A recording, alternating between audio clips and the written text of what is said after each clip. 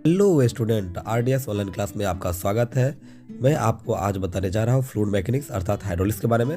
तो चलते हैं, समझते हैं कि फ्लूइड होता क्या है। ठीक है, तो these are the substance which can not resist the shear force. यह एक ऐसे पदार्थ होते हैं जो रहता है शेयर फोर्स को रेसिस्ट नहीं करता है। ठीक है, when shear force is applied on them, जब आप शेयर फोर्स को अप्लाइड करते हो इस तरह के पदार्थ के ऊपर, तो ये जो पदार्थ होते हैं ना, वो शेयर फोर्स को रेसिस्ट नहीं करते हैं। तो करते क्या है, दे कंटिन्यूसली डिफॉर्म, वो लगातार अपने आकार को बदलते रहते हैं। कब? जब आप फ्लूइड के ऊपर में आप फोर्स लगाते हो, तब शेयर फोर्स लगाते हो तब। उदाहरण के लिए हो गया लिक्विड और गैसेस। हाँ स्टूडेंट, तो लिक्विड हो यानी तरल पदार्थ के अंतर्गत द्रव भी और गैस भी, दोनों के दोनों आते हैं। ठीक है, it has no definite shape of its own. जो फ्लूइड होती है ना, इसकी अपनी कोई आकार नहीं होती है। ठीक है, but conform to the shape of the container. लेकिन अगर आप इसे किसी कंटेनर में डालोगे तो उसके आकार को धारण कर लेगा। ठीक है, जैसे वाटर होते हैं अपने पास, तो वाटर क्या है, वाटर का कोई शेप नहीं होता है, लेकिन जिस बर्तन में आप रखते हो उस बर्तन का आकार वो धारण कर लेता है। Fluid consist of liquid and gases. और फ्लूइड जो बड़ा होता है वो लिक्विड और गैस यानी कि द्रव और गैस दोनों से बना हुआ रहता है। ठीक है, दोनों दोनों दोनों को हम लोग क्या कह सकते हैं, फ्लूइड कह सकते हैं। ठीक है, तो चलते आगे समझते हैं difference between solid and fluid. Solid और फ्लूइड के बीच में क्या अंतर है, अंतर को जानेंगे। ठीक है, चलिए पहला बात समझते हैं इसका। सॉलिड में मोर कॉम्पैक्ट स्ट्रक्चर, जो सॉलिड होता है वो उसका स्ट्रक्चर जो होता है काफ़ी कॉम्पैक्ट होता है। ठीक है, और जो फ्लूइड होता है इसका स्ट्रक्चर क्या होता है, सॉलिड की अपेक्षा में कम होता है। ठीक है, हम लोग बचपन से पढ़ते हुए आते हैं सॉलिड और लिक्विड में, यानी सॉलिड और फ्लूइड में डिफरेंस, तो वही बातें पढ़ रहे हैं।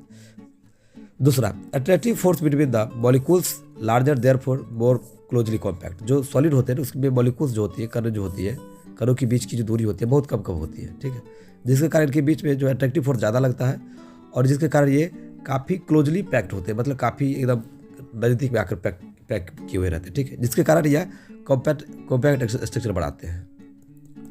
चलिए, जबकि अगर बात करें हम लोग फ्लूइड की, तो attractive force between the molecules are smaller therefore more loosely packed. जो सॉलिड की अपेक्षा में अगर फ्लूइड की बात करें तो फ्लूइड में क्या होता है ना कि जो इनके जो मॉलिक्यूल्स के बीच में जो पैक डिस्टेंस होती है वो थोड़ा ज़्यादा होता है। ये उतना जोरदार तरीके, इसमें उतना ज़्यादा बल नहीं लगे हुए रहते दो कणों के बीच में, जिसके कारण ये तरल पदार्थ की तरह रहते हैं या गैस की अवस्था में रहते हैं। ठीक है, चलिए, solid can resist tensile force. Solid जो होती है ना सॉलिड, ठीक है, सॉलिड के ऊपर में आप अगर टेंसाइल फोर्स लगाओ, ठीक है, या कॉम्प्रेसिव फोर्स लगाओ, इसको वो क्या करेगा, सहेगा, रेसिस्ट करेगा, लेकिन कुछ लिमिट तक। ठीक है, इसलिए हम लोग कहते हैं कि solid can resist tensile, compressive and shear force up to a certain limit.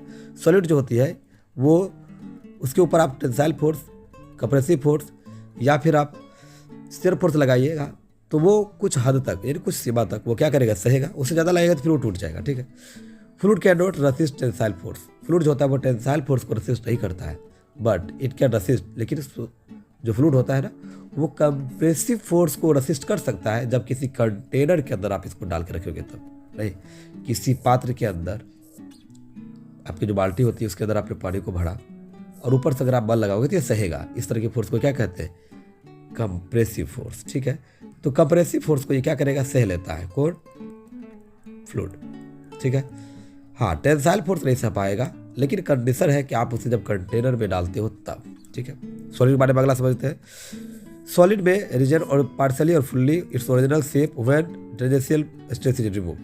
Solid के ऊपर में आप कोई टेंजेंशियल फोर्स लगाए या स्ट्रेस लगाए, ठीक है, तो सॉलिड का जो है ना वो आकार आकृति बदल जाएगी। अगर आप उस फोर्स को हटा देते हो तो हो सकता है वो अपने पुराने आकार और आकृति में आ जाए, ऐसा सॉलिड में हो सकता है। ठीक है, पर फ्लूइड में ऐसा नहीं होता है। ठीक है, ये fluid can never regain its original shape once he has destroyed by the shear stress. लेकिन फ्लूइड में क्या होता है कि अगर फ्लूइड पे आपने शेयर फोर्स लगाया और इसकी आकार आकृति अगर खराब हो गई, ठीक है, तो आप उसे हटा भी दोगे ना फोर्स को, तो वो पहले वाले आकार आकृति में नहीं आएगा। ठीक है, ये फ्लूइड में नहीं होता है, पर सॉलिड में ऐसा होता है। चलिए, एग्जाम्पल क्या है, मेटल, टिम्बर, कंक्रीट, ये सब सॉलिड के एग्जाम्पल है। जबकि अगर हम बात करें फ्लूइड की तो केरोसिन, पेट्रोल और वाटर, ये सब किनके उदाहरण है, ये सब है फ्लूइड के उदाहरण। तो उम्मीद करते हैं कि आप समझ गए होंगे अभी तक में फ्लूइड क्या है, सॉलिड और फ्लूइड के बीच में डिफरेंस। बच्चे, आप जब इस वीडियो को देखोगे ना तो रोक रोक के आराम से अपना नोट्स बनाते चलना। ठीक है, चलो आगे बढ़ते हैं। आप समझते हैं कि मैकेनिक्स क्या है। मैकेनिक्स क्या होता है, तो mechanics is the branch of science which deals with the changing the behaviour of the body when the force is applied on it. ठीक मतलब कहने का मतलब यह है कि मैकेनिक्स जो होते हैं एक ऐसी शाखा है साइंस का जिसके अंतर्गत हम लोग जब किसी वस्तु के ऊपर कोई बल लगाते हैं तो उसके साथ क्या क्या बिहेवियर में चेंज होती है उसके बारे में अध्ययन करते हैं, यही चीज़ कहलाती है मैकेनिक्स। ठीक है, चलिए फ्लूइड मैकेनिक्स क्या होगी? फ्लूइड मैकेनिक्स क्या होगी? तो the fluid mechanics is the branch of engineering science which deal with the behaviour of fluid either rest और इन मोशन। फ्लूइड मैकेनिक्स में क्या होता है कि फ्लूइड मैकेनिक्स के बारे में हम बात करें तो यह एक इंजीनियरिंग साइंस का एक ब्रांच होता है जिसके अंतर्गत हम लोग फ्लूइड के बिहेवियर के बारे में ही समझते हैं, जब या तो फ्लूइड रेस्ट में हो या फिर क्या हो, मोशन में हो। ठीक है, तभी जाके इसके बारे में हम लोग समझने का प्रयास करते हैं। समझ गए? ये हो गया आपको फ्लूइड मैकेनिक्स। फ्लूइड मैकेनिक्स मतलब हम लोग फ्लूइड के बारे में स्टडी करेंगे, उसके बिहेवियर के बारे में स्टडी करेंगे, जब फ्लूइड रेस्ट में हो या मोशन में हो तो उसके साथ क्या क्या बिहेवियर में चेंजिंग होती है उसके बारे में अध्ययन करेंगे। ठीक है, अब समझते हैं कि हाइड्रोलिक्स क्या होता है।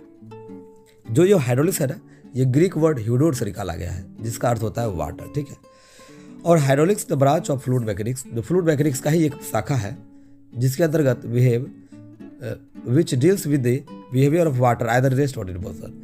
तो फ्लूइड मैकेनिक्स क्या होता है ना, वो हाइड्रोलिक्स क्या होता है, जो फ्लूइड मैकेनिक्स का ही एक ब्रांच है, शाखा, जिसके अंतर्गत हम वाटर में होने वाले चेंजिंग के बारे में पढ़ते हैं, जब वाटर या तो रेस्ट में हो या फिर क्या मोशन में हो। और ये जाते 3 प्रकार के होते हैं। ठीक है, 3 प्रकार के होते हैं, यानी हाइड्रोलिक्स को हम लोग 3 भाग में बांट सकते हैं। पहला ब्रांचेज ऑफ हाइड्रोलिक्स जिसको हम लोग कहेंगे हाइड्रोस्टैटिक्स, हाइड्रोकाइनेमैटिक्स और हाइड्रोडायनामिक्स। ठीक है, तो देखिए आप इस वर्ड से अगर पहले जान रहे होंगे स्टैटिक्स, काइनेमैटिक्स और डायनामिक्स, तो समझ में आ गया होगा बातें। स्टैटिक्स मतलब जब रुका हुआ रहेगा तब अध्ययन करेंगे, काइनेमैटिक्स मतलब जब गतिशील रहेगा तब अध्ययन करेंगे, लेकिन उसके बारे में नहीं अध्ययन करेंगे कि किस फोर्स के कारण ये गतिशील हुआ है। डायनामिक्स में हम गतिशील के बारे में अध्ययन करेंगे और उस कारण को भी जानने की कोशिश करेंगे कि किस कारण से वो गतिशील हुआ है। तो वही 3 चीज़ इसमें लगाना है। तो चलते हैं आगे, समझते हैं। पहला नंबर हाइड्रोस्टैटिक्स। ओके, तो चलते हैं हाइड्रोस्टैटिक्स को समझने के लिए। The study of mechanics of fluid at the absolute and relative rest मतलब रुका हुआ। ठीक है, इज कॉल्ड हाइड्रोस्टैटिक्स। मतलब फ्लूइड मैकेनिक्स के अंतर्गत हम लोग तब जाते हैं फ्लूइड के बारे में अध्ययन करने के लिए जब फ्लूइड क्या होता है, बिल्कुल ही रुका हुआ रहता है। उस कंडीशन में फ्लूइड के बारे में हम पढ़ने के लिए जाते हैं जब फ्लूइड रुका हुआ रहता है बिल्कुल। ठीक है, जैसे मान लो आप इस कंटेनर में आपने यहाँ पर फ्लूइड को डाल दिया, तरल पदार्थ डाल दिया, जैसे कि आप वाटर को ही डालें, तो जब फ्लूइड इस कंटेनर के अंदर में बंद रहेगा तो वो रेस्ट में रहेगा, मोशन में रहेगा नहीं। तो इसके बारे में अध्ययन हम लोग करेंगे। ठीक है, जब वो रेस्ट में रहेगा तब। तो ये चीज़ें कहलाता है हाइड्रोस्टैटिक्स। ठीक है, तो हाइड्रोस्टैटिक्स का बच्चे बहुत जगह यूज होता है, जैसे आप डैम वगैरह बनाते हो, ठीक है, या फिर आप स्लूइस गेट बनाते हो, तो बहुत सारी जगह ऐसे हैं जहाँ आप हाइड्रोलिक्स को क्या करते हो, यूज करते हो। ठीक है, तो हम लोग देखते हैं एप्लीकेशन ऑफ हाइड्रोस्टैटिक्स। एप्लीकेशन कहाँ कहाँ करते हैं इसका उपयोग, तो हम लोग पहला नंबर देख लेते हैं। वाटर इन डैम, जो डैम बनती है तो उसमें जब वाटर रोकी जाती है तो वहाँ पर देखोगे वाटर रुक जाती है ना, तो उसके बारे में यहाँ पर वहीं पर हम इसका यूज करते हैं। ठीक है, स्लूइस गेट, लॉक गेट और वर्टिकल वाल। चूँकि अभी आप जब ये चीज़ें पढ़ रहे होंगे ना फ्लूइड मैकेनिक्स, तो इन सारे वर्ड से अभी वाकिफ़ नहीं होंगे, ये आगे आपको आ जाएगा। ठीक है, ये सभी हमारे सिविल इंजीनियरिंग के पार्ट के ही हैं जो कि फ्लूइड के अंतर्गत पढ़नी पड़ती है, इनका हम लोग यूज करते हैं। स्लूइस गेट को, लॉक गेट को, वर्टिकल वाल को, डैम रिजर्वायर, ये सब आगे आपको आगे हम बताएंगे भी आपको। चलिए दूसरा नंबर समझते हैं, हाइड्रोकाइनेमैटिक्स। तो हाइड्रोकाइनेमैटिक्स जो होता है ना, ये ब्रांच होता है फ्लूइड मैकेनिक्स का, जिसके अंतर्गत हम लोग अध्ययन करते हैं मोशन ऑफ फ्लूइड। मोशन जब फ्लूइड जब गति कर रही होती है, जैसे नदी में पानी बह रही है, तो आप उसके बारे में अध्ययन कर रहे हो, लेकिन without considering the force responsible for the motion. आप उस फोर्स के बारे में अध्ययन नहीं करना चाहते हो किसके कारण वो मोशन कर रहा है। ठीक है, मतलब फ्लूइड मोशन में है, बट किस फोर्स के कारण मोशन में, उसके बारे में अध्ययन नहीं कर रहे हैं। हाँ, मोशन में है तो उसके साथ क्या क्या चेंजिंग हो रही है बिहेवियर में, उसके बारे में हम अध्ययन करेंगे, पर क्या फोर्स लग के आ रहा था, किसके कारण हुआ था, उसके बारे में हम लोग नहीं करेंगे। ठीक है, उसको हम लोग कंसीडर नहीं करेंगे हाइड्रोकाइनेमैटिक्स में।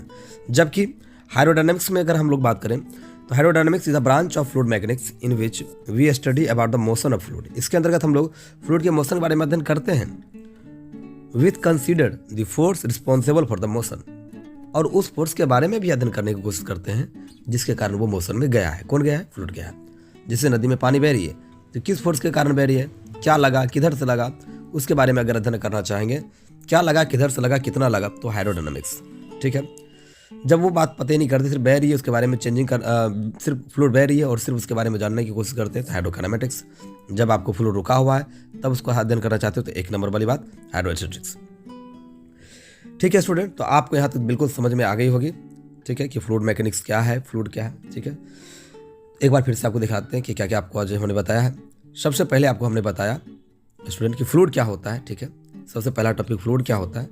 दूसरा, सॉलिड और फ्लूइड में डिफरेंस क्या होता है।